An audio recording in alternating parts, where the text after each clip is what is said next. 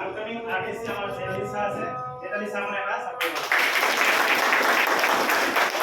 আমাৰ গুৰু সকলোৱে মেন্টৰ সালিম গানি স্যাৰ আছে এটা মানে এটা জবৰদস্ত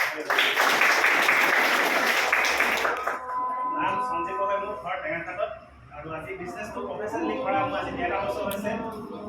11 বছৰ মই যদি কম কি কৰিলো বা কেনেকৈ আজি মানে স্থানটো পালোহি যদি কম মানে বহুতখিনি ঘাট প্ৰতিঘাতৰ মাজে পালোহি বাট বিজনেছটো কৰিব যাওঁতে বহুতৰ ক্ষেত্ৰত মোৰ ক্ষেত্ৰত যদি কৈছে কিবা ঘাট প্ৰতিঘাত আহিছে নিশ্চয় আপোনালোকৰ ক্ষেত্ৰতো ঘাট প্ৰতিঘাত আহিব পাৰে বাট ঘাট প্ৰতিঘাত হিচাপে নলৈ কিনে গাড়ী ডিজেল মবিল ট্ৰেক্টৰ হিচাপে যদি লৈ লওঁ আপোনালোকে দৌৰিব পাৰিব কাৰণ কেলৈ নেটৱৰ্ক মাৰ্কেটিং বুলি ক'লে বহু মানুহে পিছুৱাই যায় হয় নে বাৰু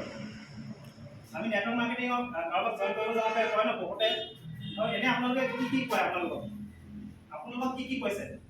যেতিয়া এজন ব্যক্তিক আপোনালোকে জইন কৰিবলৈ যায় তেতিয়া কেনেকুৱা ধৰণৰ কথা বতৰা শুনিব পাইছে সময় নাই বুলি কয় আৰু কিবা পইচা নাই বুলি কয় ন তাৰমানে বিভিন্ন ধৰণৰ অভিযোগ থাকে হয় নে বাৰু বা এটা কথা মই গম পাইছিলো যে মানুহে যিয়ে নকওক মই এটা কথা গম পাইছিলো আৰু সেই কথাখিনি গম পাই মই আজি নেটৱৰ্ক ইণ্ডাষ্ট্ৰীত যিমান ঘাট প্ৰতিঘাত আহিলো মই আগবাঢ়ি গৈছিলো এখন দাৰ্শনিক বুলি কোৱা হয় পণ্ডিত বুলি কোৱা হয় missile man doctor APJ Abdul Kalam তেখেতে নেটৱৰ্ক ইণ্ডাষ্ট্ৰীৰ ওপৰত দুটাৰ কথা কৈছে বাণী কৈছে জানিব বিচাৰে বাণীকেইটা আৰু সেই বাণীটো জানিয়ে মই তোমাৰ নেটৱৰ্ক ইণ্ডাষ্ট্ৰীত মই পিছ পৰি দিয়া নাছিলো যিমানে যি নাহক জীৱনলৈ যিমানে ঘাট প্ৰতিঘাত নাহক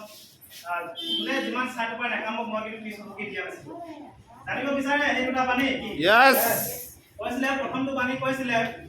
একবিংশ শতিকা আটাইতকৈ দ্ৰুতগতিত